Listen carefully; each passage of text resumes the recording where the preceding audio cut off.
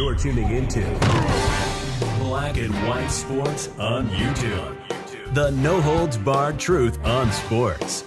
The main event starts now. I'm back. Rodrance for Black and White Sports. Well, at this point, one's got to wonder, why are any of these big-time powerhouse universities listening to the NC2A at this point anyway?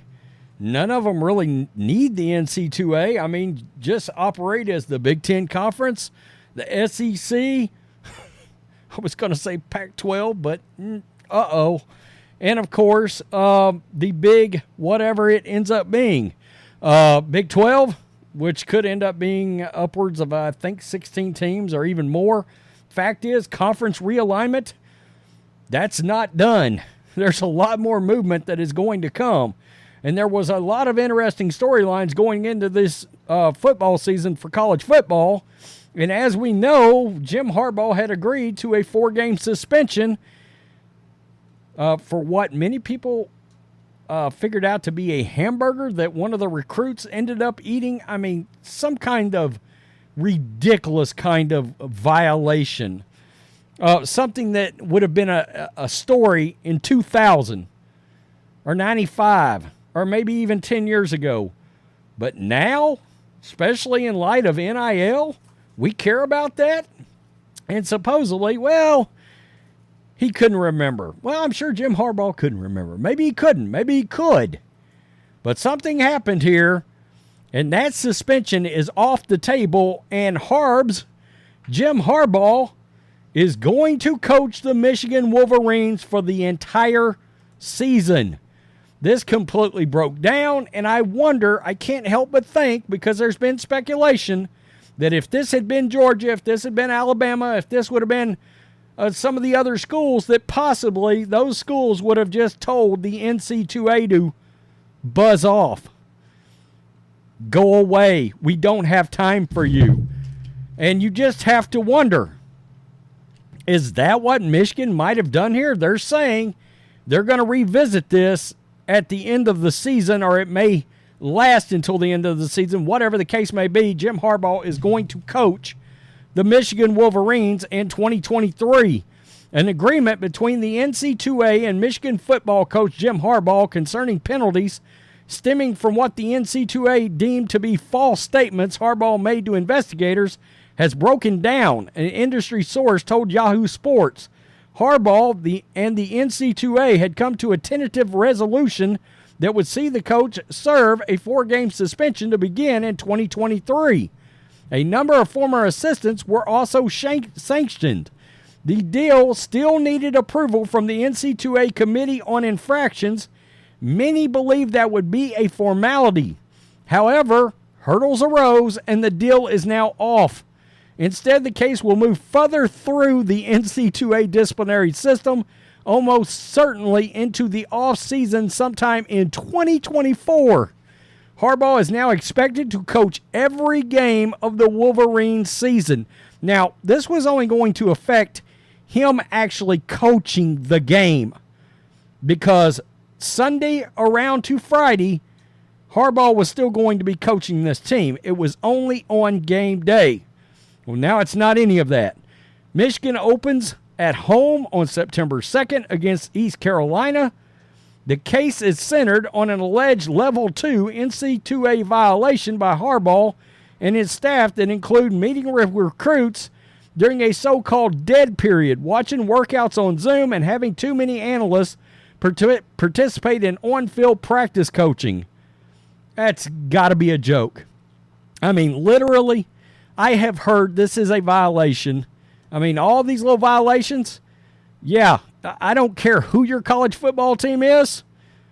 Your staff probably did all of that. I'm just letting you know right now. Each of those is considered a minor to moderate violation that would normally result in limited penalties. Yeah.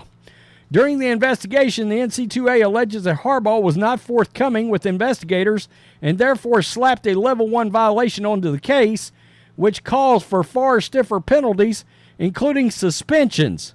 Harbaugh and the NC2A had appeared to have come to an agreement to have him sit out 4 games, or 1/3 of the season. Michigan has reached the consecutive college football playoffs. It's ranked number 2 in the USA Today Coaches Preseason Poll and is considered a contender for both the Big Ten and national championships. This will be Harbaugh's 9th season coaching at his alma mater. Wow, it's been that long. If the case is heard in 2024, it is uncertain if Harbaugh will still be Michigan's coach.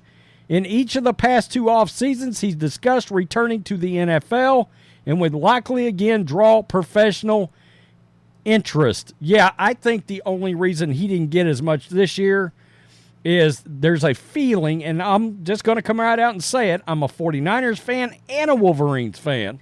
So I've had a lot of Harbaugh over the years, 14 years of Harbaugh, and I'm a big fan. I'm not even going to act like I'm not.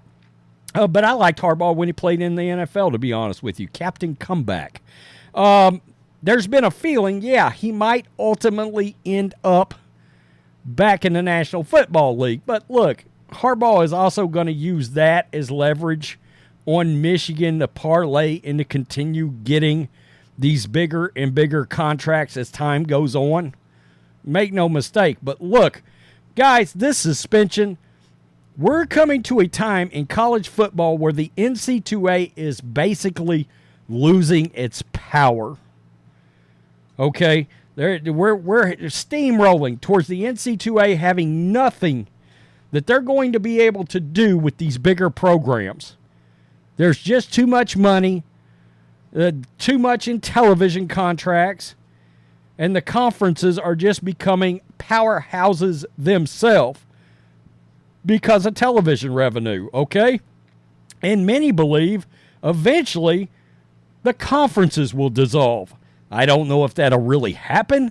I know there's been a push for the SEC, I think, commissioner to become the head of the NCAA or something like that. I saw that story. But these college football programs have massive amounts of revenue, massive amounts of draw. The television ratings are insane on college football now. We're talking 20 million viewers, 25 million viewers sometimes if it's a big, big game. So I can't help but think maybe Harbaugh, the University of Michigan, the Big Ten Conference, everybody took a step back here and went, why are we letting them punish you or us, period? What are they going to do about it? I don't know about that. I heard a podcast the other day, a college football podcast that I listened to, where they just talked about the fact, literally, had this been Georgia or Alabama, the NCAA wouldn't even have brought it up to them. Because both universities and some of these other SEC universities, hell, maybe even Ohio State would have said, no, you're not getting us on this. This is bullshit.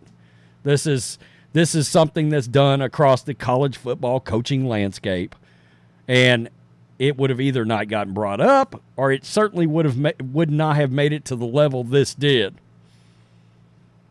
Maybe that's what happened. I don't know. But you notice they said we're pushing it all the way and it'll probably run into 2024. You got to wonder if it's just going to sort of fade away. I don't know. Tell me what you think. Black and white sports supporters, peace. I'm out.